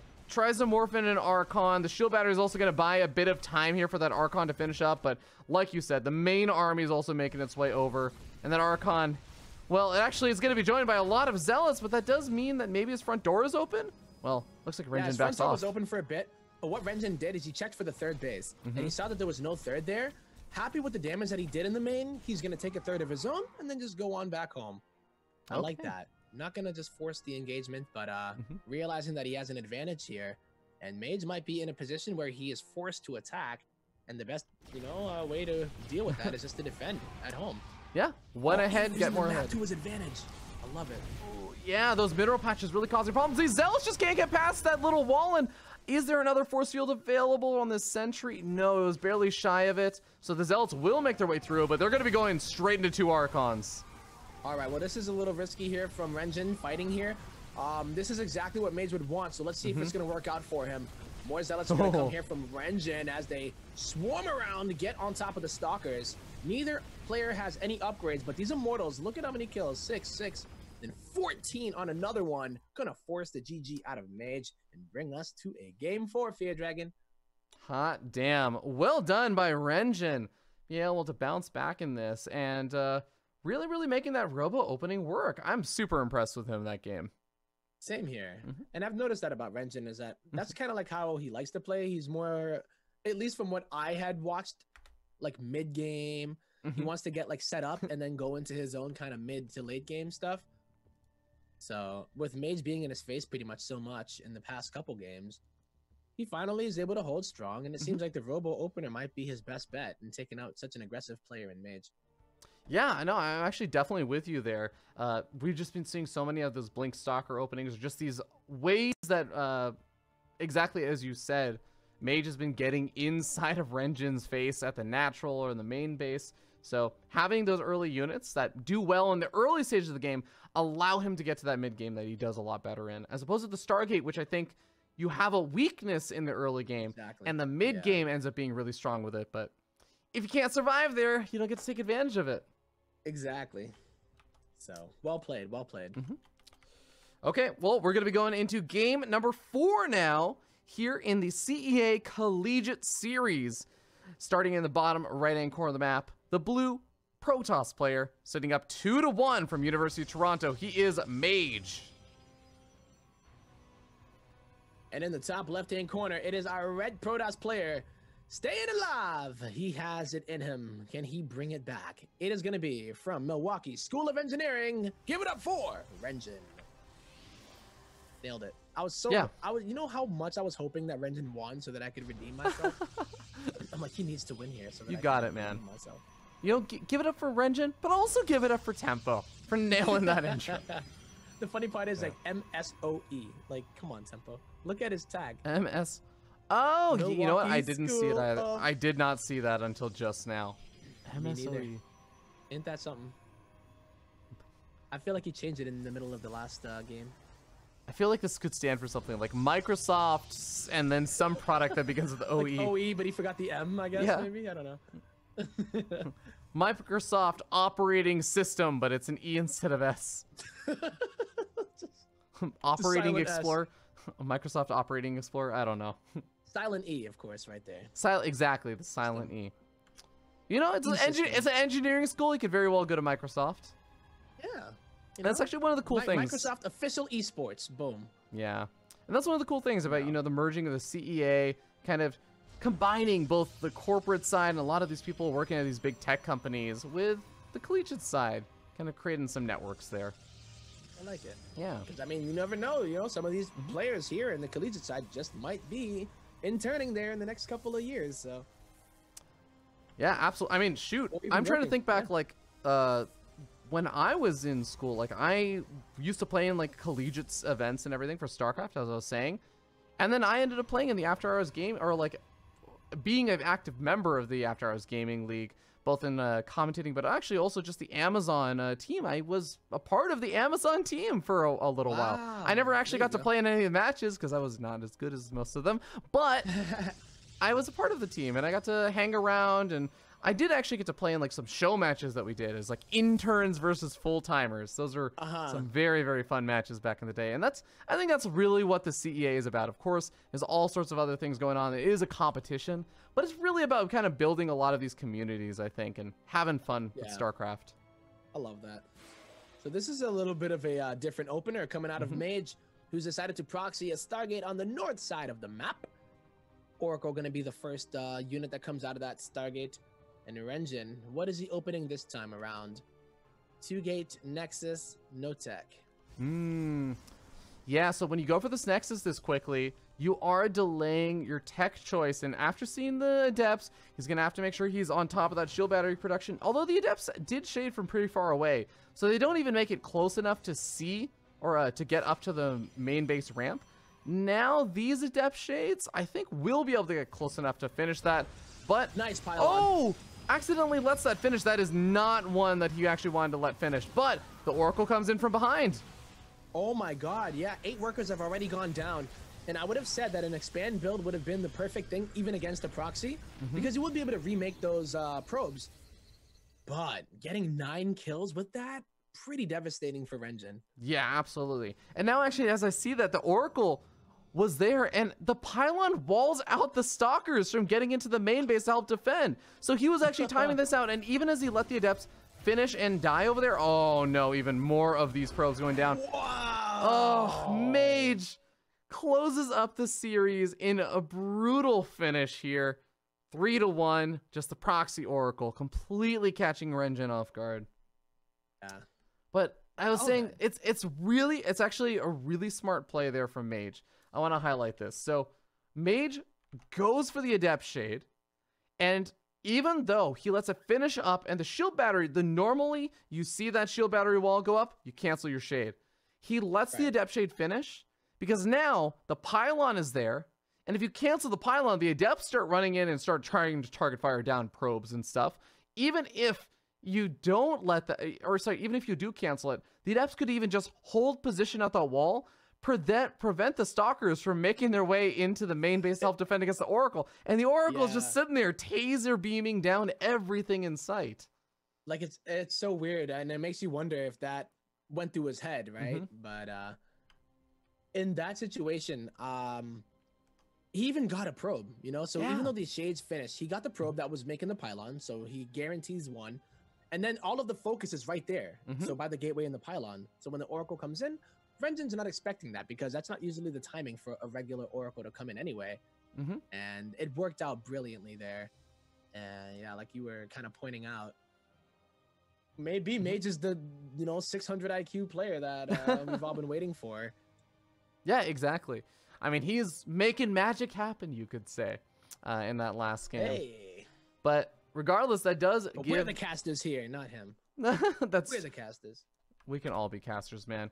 But Mage is going to take the 3-1 victory over Rengen. But again, this is the really cool thing about that Swiss format is that there are so many games left to play. We had a ton of signups for the CEA Collegiate Series. I'm really excited. We have lots of really top-end names like Masa, like Starkiller, like Creature, Silky, bunch of really cool names that you're going to be seeing here, and we're probably going to be covering some more of those other players in the coming weeks, as this broadcast is going to be happening pretty much almost every single Saturday at around the same time if you guys are interested. And we're also going to be continuing to go do more coverage of the Championship Series, which is where all those bigger companies like Facebook, Amazon, Google, Dropbox, etc. tend to play in the corporate side of the CEA, which is kind of the original roots for CEA. So I'm really looking forward to seeing all of that. And I also want to note that while we have been covering a lot of the higher end players, just because we want to get close matches today, there are actually like Bronze League. I looked up their Battle.net profiles and everything. There's Bronze League, there's Gold League players. I saw Platinum, Diamond League players all across the board. And that's one of my favorite things, is that we get to see players from all sorts of different skill levels participating in this CEA Collegiate event. So keep an eye out, guys. Our registration did end today, but if you're interested, make sure you sign up for it next semester, next season. If you're looking for the corporate side in the Championship Series, go see if your company has a few players that might be interested in playing some StarCraft. Yeah. You never know. Yeah, I mean, I remember how easy it was actually that I almost got a team together at my old startup, and we were like 10, 12 people. And I was surprised because I actually did get interest from enough people to go sign up. We did have some other things that came in the way. Like being a startup. Like being a startup and running out of funding. But we were down for it. And none of the other people had actually, only one of them had even played StarCraft before. So you might surprise yourself with some of the people you might be able to find who are interested in actually playing. And again, the Championship Series is all about playing, creating that awesome community at all these different companies and having that friendly little competition, as well as playing for charity, as the winners do get to decide where the money, the prize money for the Championship Series is going to go into which charity of their choice. Whereas the Collegiate Series is all about just giving money for scholarships, helping pay for your college tuitions. As we all know, college tuition prices are going up, man. Oh, yeah. It's getting expensive. That's why having a $15,000 first place prize with prizes going all the way to 16th place, $15,000, $7,500, $2,500, all the way down to even just $100 if you make it to the playoffs, is so amazing to see. And we want to give a huge thank you to Shopify for making this prize pool possible for the Collegiate Series, as Shopify and Toby, the CEO of Shopify, have done so much in just enabling StarCraft esports and just general StarCraft, just enabling StarCraft. There we go. He's really a StarCraft enabler. Okay. Okay, well, when you say it, it sounds like a negative thing. I know, but it's actually a positive thing. It's unbelievably positive. It's great to see. But Tempo, I want to thank you so much for joining me for today. I know that I kind of hit you up a little bit more last second, as I was looking to get you for a later week. Last second. Yeah. But thank you. Yeah, I'm glad that I was able to check it out. Checking my Discord, every 5 days, I guess, is you caught me on the good day, so I've learned at this point all I have to do is furiously text you until you respond. Once you text, then it's like, oh, okay. It's my escalation level. In this day and age, yeah. That's when I know it's serious. It's like, yo, ping, ping, and I immediately know. I'm like, oh, snap. Yeah. All right. Well, where can people catch you at? I've heard that you do some StarCraft streaming yourself and all that good stuff. A little bit. Yeah, dude, I've been addicted to Star Chess lately. I apologize. I've noticed this. I love watching me ladder a lot, but oh my god, whew. Star Chess is an arcade game in SC2. But yeah, twitch.tv/tempo with the 0, so temp0. And if you want to check out my YouTube, you can also do that too. Just youtube.com/temp0 as well. StarCraft music, video game parodies and music and all that good stuff. Awesome. Thank you so much, Tempo. And again, guys, if you enjoyed the show, if you want to see more of the Corporate Esports League in the CEA association, I should say, then please consider following this channel. This is where all the CEA broadcasts are going to be in the future. I promise next week we should have some better production, and we're also hopefully going to be able to link our stream to the Team Liquid calendar so you guys will have an easier time finding us. Thank you again so much, and happy StarCrafting, everyone. Take care.